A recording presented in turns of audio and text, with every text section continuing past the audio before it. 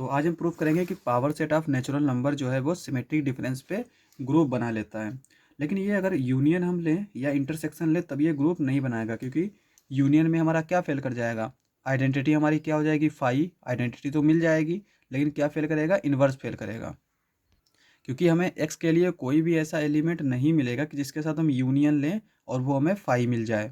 Intersection में क्या है, आइडेंटिटी फेल कर जाएगी, यहाँ पे आइडेंटिटी ही नहीं मिलेगी। यहाँ पे ऐसा क्या रखेंगे कि हमें एक्स मिल जाए, एक्स ही रख सकते हैं। ठीक है, तो इसका मतलब अगर हम कोई दूसरा एलिमेंट वाई लेंगे तो उसके लिए हमें वाई रखना पड़ेगा। तो इसका मतलब ये आइडेंटिटी जो है वो यूनिक नहीं रह जाएगी, ये आइडेंटिटी नहीं हो सकती। ठीक है, तो इसलिए इंटरसेक्शन और यूनियन पे ग्रुप नहीं बनाता है, सिमेट्रिक डिफरेंस पे ये ग्रुप बना लेता है। तो आज हम इसी को प्रूव करेंगे। सबसे पहले अगर हम दो एलिमेंट लेते हैं पी और एन में, पी ऑफ एन में, तो x डेल्टा y इसको हम किस तरह से डिफाइन करते हैं, x minus Y union y minus X. और इसको अगर हम वेन डायग्राम में बनाना चाहें तो किस तरह से लिख सकते हैं, ये अगर हमारा नेचुरल नंबर है, ठीक है, और ये अगर x है, ये y है, ठीक है, तो x माइनस वाई क्या हो जाएगा, हमारे ये सारे एलिमेंट्स हो जाएंगे, और y माइनस एक्स क्या हो जाएंगे, ये सारे एलिमेंट हो जाएंगे। और उसका यूनियन लिया तो ये हमारे इस तरह के एलिमेंट्स आ जाएंगे। अब देखो ये नेचुरल नंबर है, x इसका सबसेट है, y इसका सबसेट है, तो ये जो एलिमेंट्स आए हैं ये भी इसी में है, तो ये भी इसका सबसेट हो जाएगा नेचुरल नंबर। तो इसका मतलब x डेल्टा y जो है वो सबसेट होगा नेचुरल नंबर का, तो इसलिए ये Pn में बिलोंग कर जाएगा। और इससे क्या इम्प्लाई होगा, g जो है वो हमारा क्लोज्ड है, तो ये क्लोज्ड हो गया। अब हम बात करेंगे एसोसिएटिविटी की।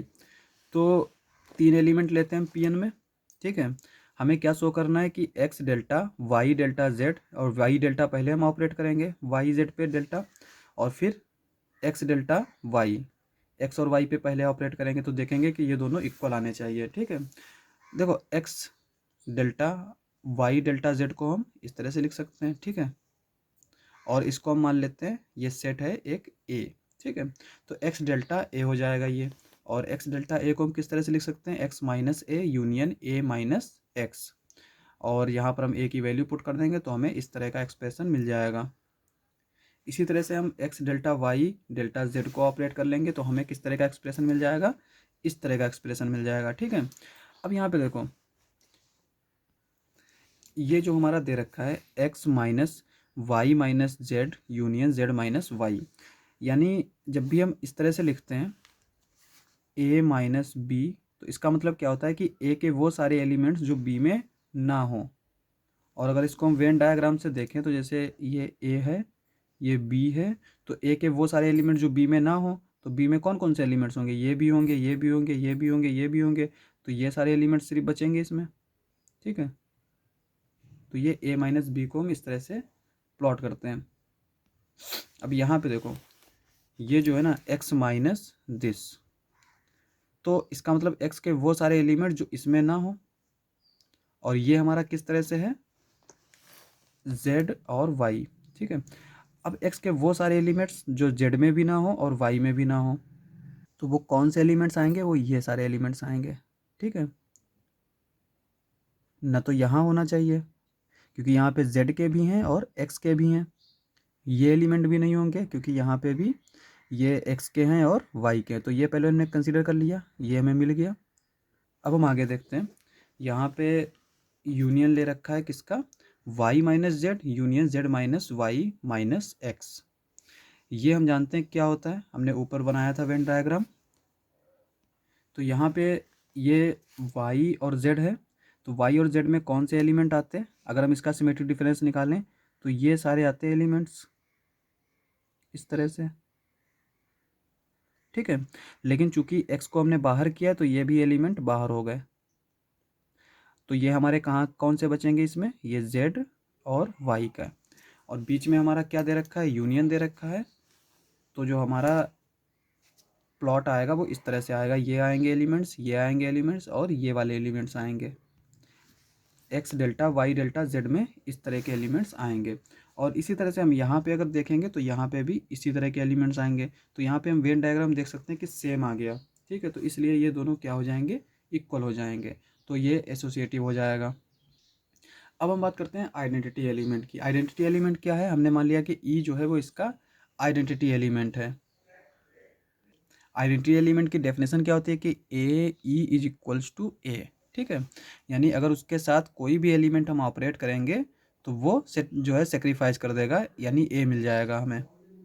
तो यहाँ पे हमने इस आइडेंटिटीज को माना है, तो ये ए डेल्टा ई ये किसके इक्वल आना चाहिए, ए के इक्वल आना चाहिए। तो हमने इसको सिमेट्रिक डिफरेंस को इस तरह से लिख लिया, ए minus E union E minus ए। अब यहाँ पे देखो, अगर ए और ई हम मान लेते हैं कि ई में कोई भी एलिमेंट है, ठीक है, कम से कम एक एलिमेंट है, तो अगर ए और ई डिसजॉइंट नहीं हुए तो ये जो है ना, इसका वेन डायग्राम क्या आ जाएगा, ये आ जाएगा। यानी इसमें ये जो है यहाँ के एलिमेंट्स गायब हो जाएंगे, और यहाँ पे किसके, ए के भी एलिमेंट हैं, तो ये ए के इक्वल तो नहीं हो सकता, ठीक है। तो इसका मतलब ये है कि ये ए और ई ये डिसजॉइंट होने चाहिए। अब डिसजॉइंट में दो कंडीशन आ गई। डिसजॉइंट में एक तो होता है कि फाई, ठीक है, फाई भी जो है हर एक सेट से डिसजॉइंट होता है, और दूसरा क्या है, ए का कॉम्प्लीमेंट। ए के कॉम्प्लीमेंट का अगर हम कोई भी सबसेट लेंगे तो वो भी ए के साथ क्या होगा, डिसजॉइंट होगा। लेकिन हम इसको क्यों नहीं कंसिडर कर सकते, क्योंकि ये ए के साथ तो जो है वो ए दे देगा, लेकिन अगर हम ए के अलावा कोई एलिमेंट लेंगे जो कि इससे डिसजॉइंट ना हो, ठीक है, जैसे एग्जांपल के तौर पे अगर हम बी ले लेते हैं और ए इंटरसेक्शन बी जो है वो हमारा ए आ जा रहा है, जहाँ पे बी हमारा क्या है, डिसजॉइंट है ए से। और अगर हम एक और सेट ले लेते हैं सी, ठीक है, जो कि हमारा बी से डिसजॉइंट नहीं होगा, मतलब मिल सकता है हमें एक सी ऐसा जो कि बी से डिसजॉइंट ना हो, तो ये हमारा ज़रूरी नहीं कि सी दे। और जबकि आइडेंटिटी एलिमेंट क्या होता है कि फॉर ऑल ए के लिए, for all A belongs to G, ठीक है। तो यहाँ पे दो पॉसिबिलिटी थी ई के लिए, एक तो कॉम्प्लीमेंट और एक फाई। तो कॉम्प्लीमेंट की पॉसिबिलिटी इसलिए नहीं ले सकते हम क्योंकि ये सबके लिए जो है वो डिफाइन नहीं हो सकती और यूनिक नहीं डिफाइन हो सकती, तो इसलिए हम इसको फाई लेकर चलेंगे, ठीक है। तो ई हमारा क्या हो जाएगा, फाई। तो यहाँ पे हमने आइडेंटिटी ले ली फाई। तो अब हम बात करेंगे एक्स प्राइम के बारे में, ठीक है। यानी एक्स प्राइम हमने क्या ले लिया है, एक्स का इन्वर्स। तो ये एक्स का इन्वर्स कब होगा, जब एक्स डेल्टा एक्स प्राइम क्या आ जाए, फाई आ जाए, जहाँ पे फाई हमारा क्या है, आइडेंटिटी एलिमेंट है एक पावर सेट का, ठीक है। अब यहाँ पे हम इसको क्या लिख सकते हैं, X minus X prime union X prime minus X is equals to phi. अब देखो, अगर एक्स प्राइम जो है वो एक्स से डिसजॉइंट है तो ये हमारा कभी भी फाई के इक्वल नहीं आएगा, क्योंकि अगर ये डिसजॉइंट होगा तो एक्स माइनस एक्स प्राइम ये एक्स आ जाएगा, और एक्स का यूनियन किसी के साथ लें तो वो एक्स तो हमेशा मिलेगा ही मिलेगा, तो ये हमारा कभी भी एम्प्टी नहीं आएगा। अब अगर ये डिसजॉइंट नहीं है तब भी हमारे पास दो कंडीशन है, और अगर ये डिसजॉइंट नहीं है तो भी हमारे पास इसकी दो कंडीशन है। पहली कंडीशन क्या है कि या तो ये ओवरलैप कर जाएं यानी इक्वल हो जाएं, तब भी हमारा क्या आ जाएगा, पूरा एक्स आ जाएगा, एक्स इंटरसेक्शन एक्स। दूसरी कंडीशन क्या है कि कुछ एलिमेंट्स कॉमन होंगे, ये वाले। अब देखो यहाँ पे अगर हमने दूसरी वाली कंडीशन ली, एक्स माइनस एक्स प्राइम, यानी एक्स प्राइम में ऐसे कुछ एलिमेंट्स हैं जो एक्स में हैं, तब ये हमारा क्या फाई के इक्वल कब आएगा। अब देखो यहाँ पे ये एलिमेंट है, यहाँ पे एलिमेंट है, ठीक है, तो x minus X prime union X prime minus x में ये एलिमेंट तो बचेंगे, तब भी ये हमारा फाई नहीं होगा। तो दूसरी कंडीशन भी पॉसिबल नहीं है। तो पॉसिबल क्या है, पहली कंडीशन कि ये ओवरलैप कर जाए, यानी एक्स प्राइम एक्स के इक्वल हो जाए। अगर ये इक्वल हो जाएगा तो ये भी फाई हो जाएगा, ये भी फाई हो जाएगा, तब फाई यूनियन फाई क्या आ जाएगा, फाई आ जाएगा। तो ये जो है वो हमारा एक्स प्राइम क्या आ जाएगा, X. This implies that X inverse is equals to X self inverse. तो पी एन जो है वो सिमेट्रिक डिफरेंस पे ग्रुप बनाता है, और जहाँ पे आइडेंटिटी हमें क्या मिलती है, फाई मिलती है, और इन्वर्स क्या मिलता है, एक्स का इन्वर्स। एक्स का इन्वर्स को हम एक्स इन्वर्स से डिनोट करते हैं, ये मिलता है हमें एक्स, ठीक है। तो आज के लिए बस इतना ही। अगर आपको हमारा वीडियो अच्छा लगे तो हमारे चैनल को सब्सक्राइब करें। मिलते हैं अगली वीडियो में।